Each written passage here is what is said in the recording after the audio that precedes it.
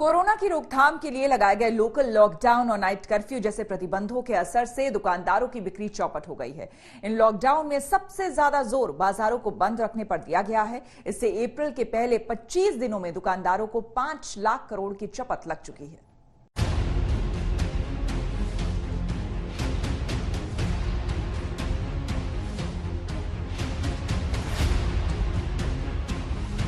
Corona की दूसरी लहर को थामने के लिए देश के अलग अलग राज्यों में लॉकडाउन, आंशिक लॉकडाउन और नाइट कर्फ्यू जैसे पाबंदियों का सहारा लिया जा रहा है। इन प्रतिबंधों के असर से देश में दुकानदारों की बिक्री बुरी तरह घट गई है। व्यापारी संगठनों का दावा है कि देश में ज्यादातर राज्यों में 1 अप्रैल से 25 अप्रैल तक प्रतिबंधों की वजह से 5 लाख करोड़ रुपए से ज्यादा के कारोबार पर असर हुआ है। इसमें से 3.5 करोड़ का रिटेल और 1.5 लाख करोड़ रुपए के थोक कारोबार पर असर हुआ है। बीते 25 दिन में अकेले राजधानी दिल्ली में ही 25,000 करोड़ रुपए के कारोबार पर असर हो चुका है। इसमें से 15,000 करोड़ रुपए का रिटेल कारोबार और 10,000 करोड़ रुपए का थोक कारोबार का व्यापार नहीं हो पाया है। व्यापारी संगठनों का आकलन है कि कोरोना के डर से देश भर में 80% लोगों ने बाजारों में खरीदारी बंद कर दी है। ऐसे में दुकानदारों की आमदनी बुरी तरह घटी है और कोरोना की दूसरी लहर उनके साथ साथ उनके यहाँ काम करने वाले कर्मचारियों की आर्थिक सेहत का भी सत्यानाश कर रही है। ज़्यादा ही हो सकता है, गरीब लोगों के लिए तो दिक्कत ही है। परेशानियां तो ये है कि मेनली जॉब्स इफेक्ट हुई हैं। आप देख रहे हो पूरी मार्केट बंद हो रखी है, तो जितने भी वर्कर्स हैं उन सबके लिए बहुत दिक्कत है। बंदे अर्न नहीं कर पा रहे हैं। हालांकि ऑफलाइन मार्केट में बिक्री घटने का सीधा फायदा ई कॉमर्स सेक्टर को मिल रहा है। लोगों ने रोजमर्रा की जरूरत का सामान ई कॉमर्स के जरिए मंगवाना शुरू कर दिया है। ई कॉमर्स के ऑर्डर पहले ही सामान्य दिनों के मुताबिक बढ़कर 2 गुना हो चुके हैं। महाराष्ट्र में गैर जरूरी सामानों की बिक्री पर ई कॉमर्स के जरिए रोक की वजह से दालों, तेल, आटा, मसाले, चावल समेत फल, सब्जियों और डेयरी प्रोडक्ट्स की बिक्री में तेजी दर्ज की गई है। अप्रैल में 21% परिवार ऑनलाइन खरीदारी कर रहे हैं, जबकि मार्च में 16 और फरवरी में 11% लोगों ने ई कॉमर्स के विकल्प का इस्तेमाल किया था। यानी बाजारों में खरीदारी के लिए जाने वाले थोड़े बहुत लोग भी अब तेजी से ऑनलाइन खरीदारी के विकल्प को अपना रहे हैं। लॉकडाउन की वजह से लोग बेहद जरूरी होने पर केवल घर के नजदीकी दुकान पर ही जा रहे हैं। दिल्ली में इंटरस्टेट व्यापार तो एकदम से बंद हो चुका है। काम दुकान बंद होने की वजह से कोई गरीब को खाना नहीं मिल रहा है, न स्कूल से मिला, न आंगनबाड़ी से मिला, न एनजीओ से मिल रहा है। बच्चे लोग कहाँ जाएंगे? फिलहाल नुकसान जो आंकड़ा व्यापारी संगठनों ने बताया है वो देश में 14 राज्यों में हुए नुकसान का है। इन राज्यों में महाराष्ट्र, दिल्ली, उत्तर प्रदेश, केरल, कर्नाटक, गुजरात, मध्य प्रदेश, आंध्र प्रदेश, तमिलनाडु, राजस्थान, छत्तीसगढ़, झारखंड, उड़ीसा और बिहार शामिल है। अभी 28 से 29 अप्रैल तक फिर से एक और सर्वे कराया जाएगा, जिसमें देश के सभी राज्यों को हुए नुकसान की असल तस्वीर सामने आ पाएगी। आज तक ब्यूरो। कोरोना की दूसरी लहर को रोकने के लिए जितने भी विकल्प आजमाए जा रहे हैं, उनका लोगों की आमदनी पर सीधा असर हुआ है।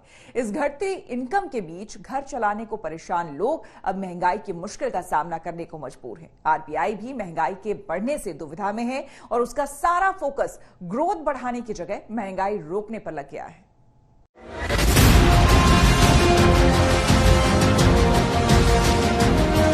भारत में कोरोना वायरस की दूसरी लहर का कहर दिनों दिन बढ़ता जा रहा है। लॉकडाउन के असर से इसमें मामूली कमी तो आई है, लेकिन अभी भी काबू से कोसों दूर नजर आती है। अब कोरोना के इन लगातार बढ़ते मामलों के बीच भारतीय रिजर्व बैंक ने सप्लाई चेन के कमजोर होने और महंगाई बढ़ने की चेतावनी दी है। आरबीआई का कहना है कि कोरोना के मामले अगर इसी तरह बढ़ते गए और इसकी वजह से देश भर में लॉकडाउन लगाना पड़ा तो इसका असर सप्लाई चेन पर पड़ेगा, जिससे महंगाई बढ़ सकती है। जानकारों का भी मानना है कि महंगाई बढ़ने से आरबीआई का सारा फोकस इसे काबू करने में लग जाएगा और ग्रोथ बढ़ाने के लिए आरबीआई के पास सीमित विकल्प रह जाएंगे। लॉकडाउन का असर सप्लाई चेन पे पूरी तरह से पड़ना शुरू हो चुका है। लेबर गांव की तरफ भाग रही है, लेबर फैक्ट्रियों के लिए मिल नहीं पा रही है, रॉ मटेरियल के आने में दिक्कत आ रही है, एक स्टेट से दूसरी स्टेट में जाने के लिए ट्रांसपोर्टेशन में दिक्कत आ रही है। उससे हो क्या रहा है कि जो एंड प्रोडक्ट बनना है उसमें काफी दिक्कत आ रही है। हमारी अपनी फैक्ट्री के अंदर भी प्रोडक्शन 50% रह गई है। उससे हो क्या रहा है कि डिमांड तो अभी भी मार्केट के अंदर है, अगर मैं बात करूं फूड प्रोडक्ट्स की, क्योंकि लोगों ने खाना पीना तो है, पर सप्लाई चेन के रुकने के कारण इन्फ्लेशन होने का खतरा है। आरबीआई का कहना है कि अगर कोरोना के बढ़ते मामलों पर समय रहते काबू नहीं पाया गया तो इसमें सामान की आवाजाही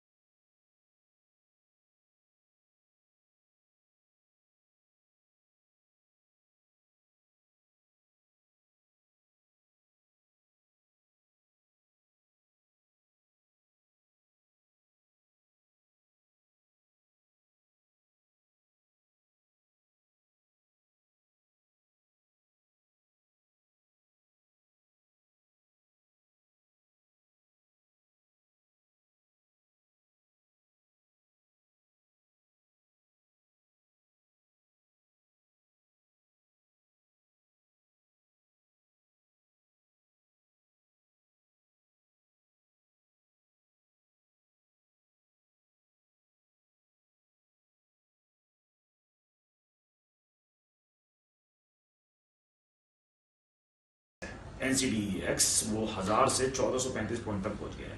ये क्या होता है? एग्रीडेक्स इज द कमोडिटी प्राइस जिसकी हम बात करते हैं कि हमारा जो पीछे से कमोडिटी प्राइस है वो कितना बढ़ रहा है और किन किन चीजों का कमोडिटी प्राइस बढ़ गया। 11 महीने में 44% की ग्रोथ रही है, जिसमें मेनली घी, रिफाइंड, चीनी, चना, आटा, मैदा, ये सारी जो बेसिक एसेंशियल्स है ये सारी इसके अंदर कवर हुई है। ऐसे में देश जैसे ही कोरोना को हराकर बाहर निकलेगा तो तुरंत ही मंदी, बेरोजगारी, घटती इनकम के बीच महंगाई को काबू करना एक बड़ी चुनौती होगी। आज तक ब्यूरो। बिजनेस आज तक में मेरे साथ फिलहाल इतना ही। कारोबार जगत की हर खबर को तुरंत अपने मोबाइल पर देखने के लिए आप हमारा YouTube चैनल बिज तक भी सब्सक्राइब कर सकते हैं।